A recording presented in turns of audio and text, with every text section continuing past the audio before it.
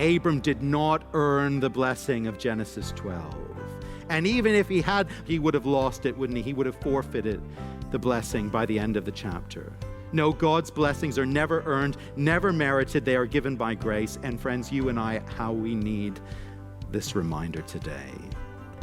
Welcome to Encounter the Truth with Jonathan Griffiths, and we're continuing our series, The Blessing, looking at Abram. And Jonathan, as you pointed out last time, in Genesis 12, God, in a sense, interrupts the narrative. He interrupts Abram's life and, in a sense, says, I pick you. I'm going to bless you.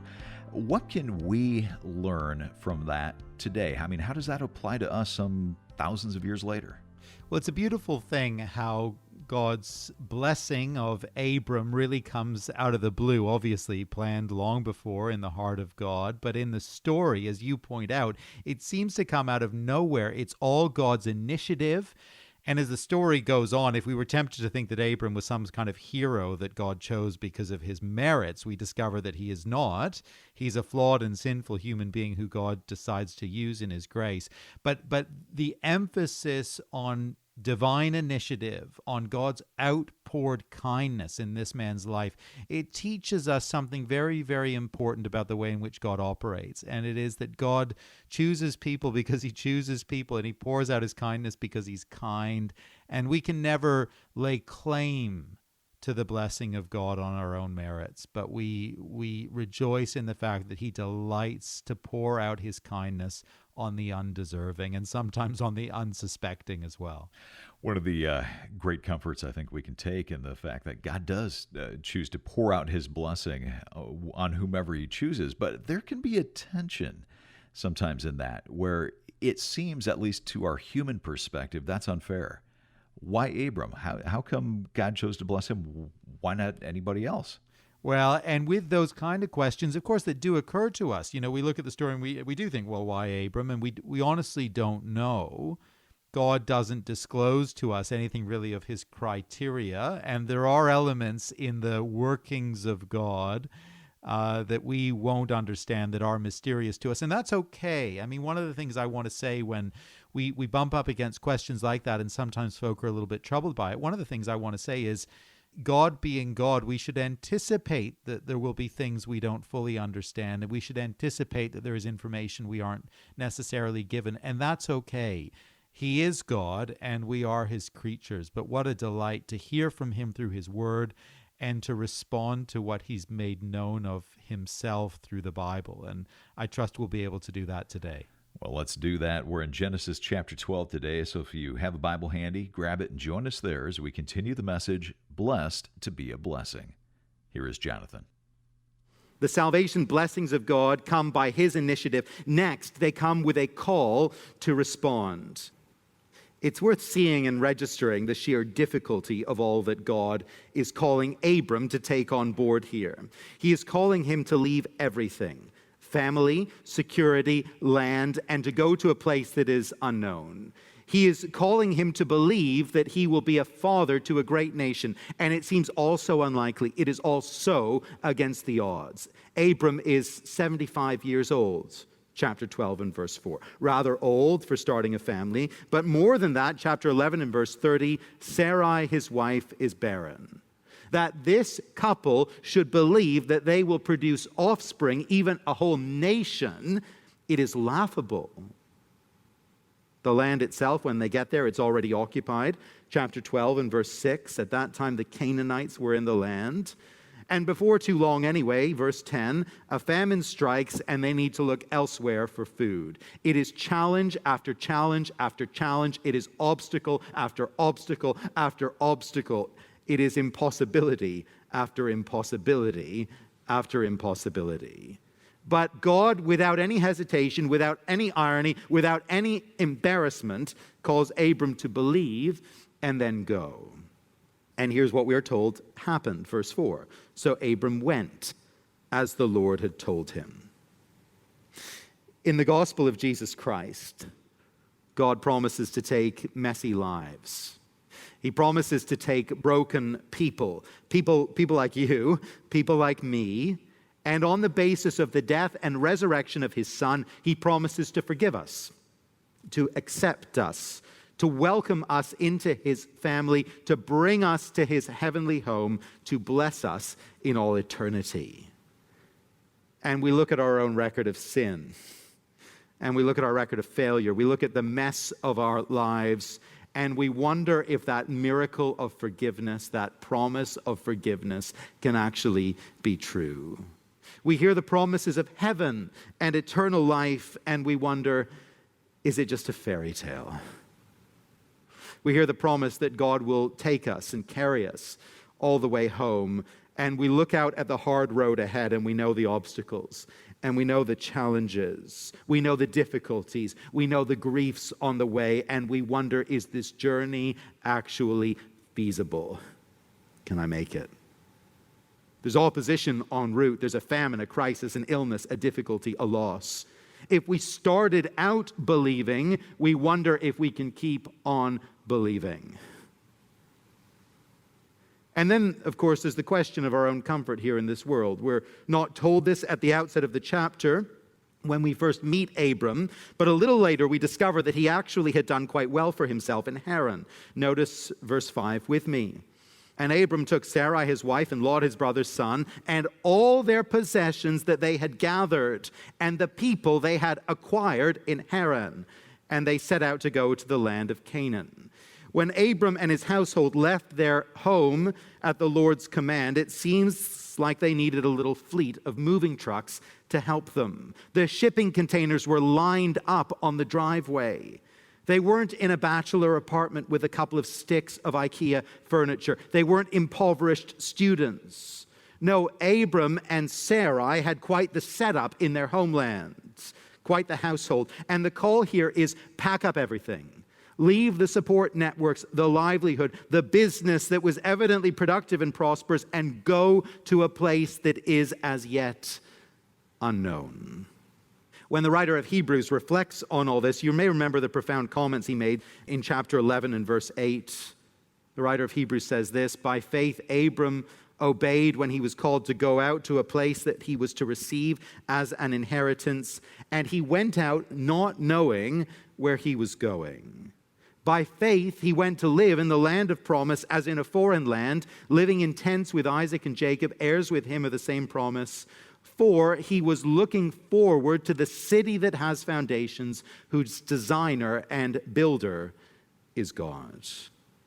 Abram was a man of faith. He wasn't just looking forward to a nice piece of real estate in Canaan. No, his eyes were set even beyond that to eternity. He was looking to the city above, to his more permanent home. And because of that, he was willing to do some risky things, some things that on human terms look pretty ill-advised. He was willing to leave home. He was willing to leave his extended family. He was willing to leave those support networks and all that was familiar. He was willing to set out on this journey. And in all this, Abraham is, of course, for us a model of faith. He's a model for each of us because as we put our hand in the hand of the Lord Jesus and we entrust our life to him, as we commit to follow him day by day and for all the years ahead, we are actually turning our back on all that is familiar. We are turning our back on all that is tangible and apparently safe, and we are entrusting ourselves, our future, our everything, to the promises of God. We are relying on his blessing. And we are setting our sights on an unseen homeland above. We see it, don't we, in the call of Jesus to those fishermen all those years later. "Come, follow me, and I will make you fishers of men." And immediately they leave their nets and they get up and they follow him. We see it today, don't we, in stories of those who have heard the call of the gospel to trust and to follow Jesus and who have quite literally had to leave their homes and their families because their family rejected them and they've set out to go they know not where. We see it in the stories, don't we, of those who have left their homes because of the call of the gospel to make Jesus known in other places. Far-flung, unfamiliar, perhaps dangerous places in the work of missions. We see it in the stories of those who have left financial security and worldly stability, worldly ambition to serve in the work of the gospel vocationally. We see it in the stories of many among us here who have decided to trust in Jesus, to hope in heaven, to live to serve him, and who have set aside those petty ambitions of the world, the drive for success or fulfillment or wealth in this world, who have stopped putting all their hope in this present world, and who have decided to live for him and for the world to come. Go from your country and your kindred and your father's house to the land that I will show you. And Abram did. And in the gospel, the call is the same actually for you and for me. I wonder if you've ever heard that call. I wonder if you've ever heard that invitation to follow Jesus, to trust Jesus, to set your sights on heaven above. I wonder if, like Abram, you're ready to respond in faith to the call of God. And I wonder if, having heard that call before now, as most of us have, having responded perhaps in years gone by, I wonder if you and I today are still trusting in the promises of God, delighting in the blessings of God, longing for the home that he's prepared for us, and holding lightly to this present world all the while.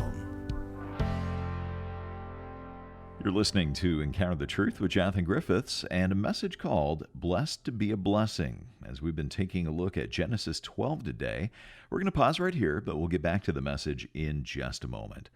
If you ever miss a broadcast, you can always come to our website and you can stream the program through your computer or mobile device. You could also download a copy, just an MP3. You can get that for free, and that way you can listen to this program whenever it fits your schedule. Or, of course, you can always be listening to the radio and join us that way. But if you want to listen online or get the MP3, just come to our website. It's encounterthetruth.org. Back to the message. Here is Jonathan. The salvation blessings of God, they come with a call to respond. And finally, now they come to a flawed and a sinful people. It's amazing, actually, how quickly things go wrong when Abram sets himself to follow God's leading. It's just fascinating, isn't it, to see how the story unfolds. He gets to Canaan. He is in the place of God's calling and God's will. He sets about making altars to the Lord and calling upon the name of the Lord. He's making progress, I think, claiming the land for the Lord as he travels about it. And what do we expect? We expect showers of blessing, don't we? We expect things to go very, very well for him, just as you and I expect things to go smoothly when we're seeking to do the Lord's will, when we're on mission for the Lord. But actually, it's rarely quite as smooth as that, is it? It rarely works out quite that way. Trouble strikes quickly, verse 10. Now there was a famine in the land. Uh-oh, that's trouble. That's not what we expect here. That wasn't in the travel brochure for Canaan that Abram saw on the shelf in Ur or Haran. It wasn't in the plan. So Abram went down to Egypt to sojourn there, for the famine was severe in the land. This was no minor heat wave or a dry few days. This was a severe famine, we're told. No clouds in the sky, day after day after day, week after week after week. The green fields had become dust bowls. As you look out at the herds, you see gaunt figures and rib cages on display. You see cattle fainting and expiring for lack of water. Children are going hungry and crying out for food. But this is meant to be the Lord's plan. This is meant to be the place of the Lord's blessing. And Abram might remember how good things were in Haran. He built up wealth. He was prosperous back there. But when God called him to Canaan, he had to deal with the Canaanites, first of all. He not only had to trek around this new land, setting up altars and claiming it for the Lord, no doubt against some pagan opposition, but now this land of blessing, which he's working pretty hard to claim, it turns out to be not so blessed after all. And we can just imagine the kinds of feelings that might rise up. Maybe you've actually had this kind of experience personally on some level, some parallel experience. The Lord calls you to follow him, and it's exciting, and it's a joy.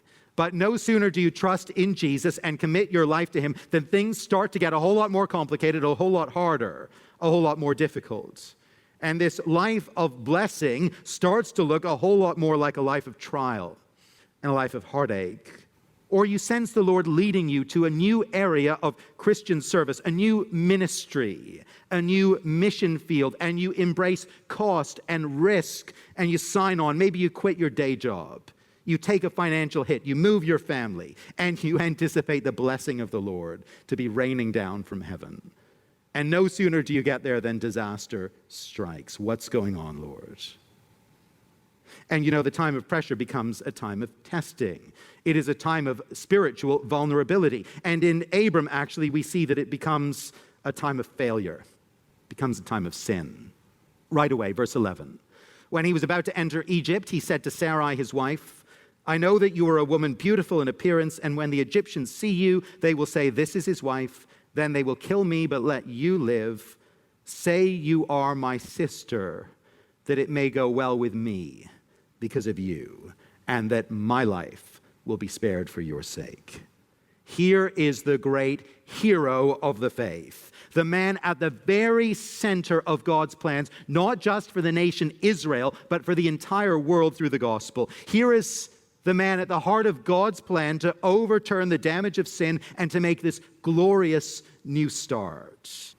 Here he is at the very beginning of this wonderful venture with the Lord and for the Lord, responding to the calling of God, having taken on untold risk and cost. And what does he do next? He makes a catastrophic and sinful mess of it.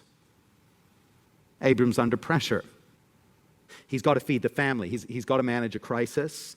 And now he's presented with this challenging situation, a difficult situation. He decides to leave the land of promise and go down to Egypt. And we wonder as we read that, Egypt's not a great place for the people of God. Is this a wise move, Abram? He's now going into this hostile and godless land. And going in, he fears that the people there will have no scruples, maybe even worse than the Canaanites. He's aware that his wife is a beautiful woman, and some Egyptian might decide that he wants the husband out of the way. And rather than protect the honor of his wife and the sanctity of his own marriage, Abram does something that seems both cowardly and deceitful. He says, let's just pretend we're not married. Let's pretend we're not married so that if some Egyptian wants to marry you, they won't beat me up to get to you. How about that, Sarai? How would you feel about that? We learn later in Genesis that Sarai was actually Abram's half-sister, so it is a half-truth that he tells. But the whole maneuver, it looks pretty cowardly. It looks pretty self-serving. Abram is looking out for numero uno above all else. Just notice what he's saying here. If we don't do this, Sarai, look what's going to happen. End of verse 12. They're going to kill me, but let you live. We can't be having that. Obviously, that's not the way this should go. No. Verse 13.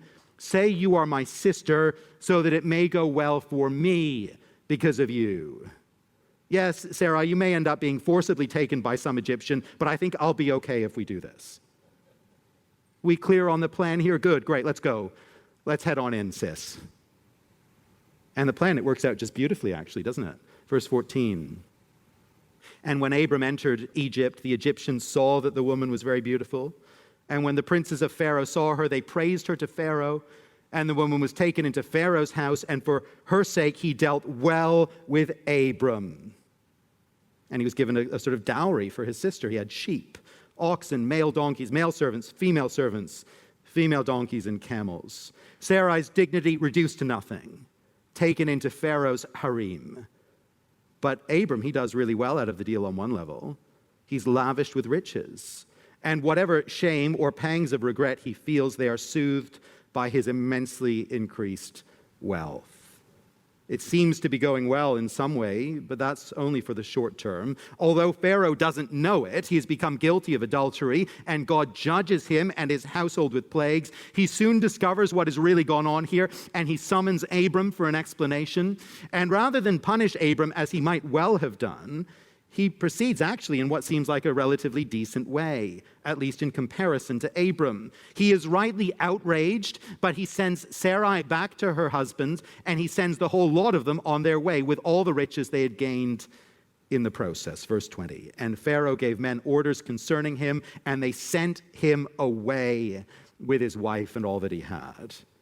And so Abram does actually end up back where he should have been, back in the promised land, but he ends up there now because Pharaoh of Egypt has expelled him and forced him to go back. This is a dark chapter, a dark section in the story of Abram's life. The hero of faith becomes immediately a catastrophic failure of discipleship. It's sordid, it's cowardly, it's ugly. It's a shocking way, really, to end one of the most hope-filled, promise-rich, theologically significant chapters of the Bible. Why did it go like this? What is the Lord telling us here? Well, a few things, I think. He's driving home the point, isn't he, that Abram isn't the hero of this story. He's driving home the point that salvation comes from the Lord himself and no one else. It's God's plan, God's blessing, God's gift. The hero of the story, just like the hero of every other story in the Bible, the hero is God himself. He's driving home the point, isn't he, that salvation is not something we ever earn. Abram did not earn the blessing of Genesis 12. And even if he had somehow managed to earn it at the start of the chapter, he would have lost it, wouldn't he? He would have forfeited the blessing by the end of the chapter. No, God's blessings are never earned, never merited. They are given by grace. And friends, you and I, how we need this reminder today. How we need this encouragement, actually. Because the fact of the matter is this, and I think we all know it if we're being honest about it. The fact of the matter is this: we are all messy characters, aren't we? We are messy characters who sin and fail and get it wrong. And if that first recipient of the salvation blessings of God had been a flawless hero, if Abram's record had been perfect, you and I might read that story and imagine that we could never reach the place, attain the place of being ready to receive the salvation blessings of God.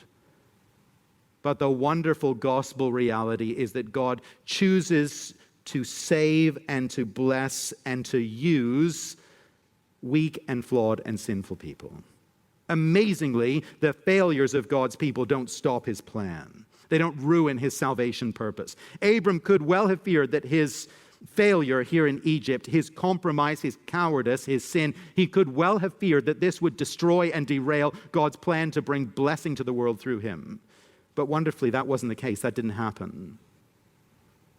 You and I may well feel that we've made a mess of things in our Christian discipleship. Do you ever feel like that? We've made a mess of things in our Christian service. You ever feel like that?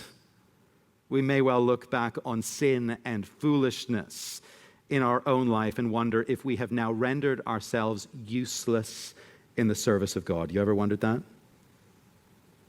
We're now simply just a hindrance to his mission, hindrance to his work, hindrance to his plan. But if Abram is anything to go by, and I believe he is, if his story teaches us anything, and I think it does, it teaches us that God doesn't give up on his failed people very easily.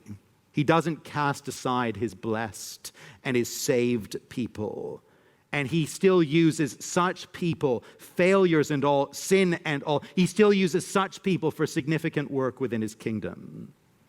And so if today you are staring in the face some kind of compromise or sin or failure, and you're wondering today, is God finished with me? Can my life be of any use to him any longer? If you're thinking that, if that burden of concern is on your heart, may I invite you to consider Abram in Egypt. Consider that the story goes on. Consider the patience and the kindness of God, and may I encourage you, take heart today. Salvation blessings of God, they come by his initiative and his grace. Praise him. They come with a call to respond in faith. Have you responded to that call? And are you still responding to it today? They come to a flawed and a sinful people. And friends, that means there's hope for you and there is hope for me. There is a place for us, even us, imagine it, within the plans and the purposes of God. Jonathan Griffiths here on Encounter the Truth, wrapping up our message, Blessed to be a Blessing, the first in our series simply called The Blessing. Well, we're glad that you've joined us today, and we want to let you know that this program is made possible because of your generosity. And as you give a gift of any amount this month, we want to say thank you by sending you a book called Everything a Child Should Know About God. It's written by Ken Taylor, and it's our thank you gift to you as you give a gift of any amount this month. You can find out more or give online when you come to encounterthetruth.org or call us at 833-99-TRUTH. Again, our website, encounterthetruth.org, and the phone number, 833-998-7884. Well, thanks for listening today. Thanks also to our producer, Mark Bretta. For Jonathan, I'm Steve Hiller. Join us next time for Encounter the Truth.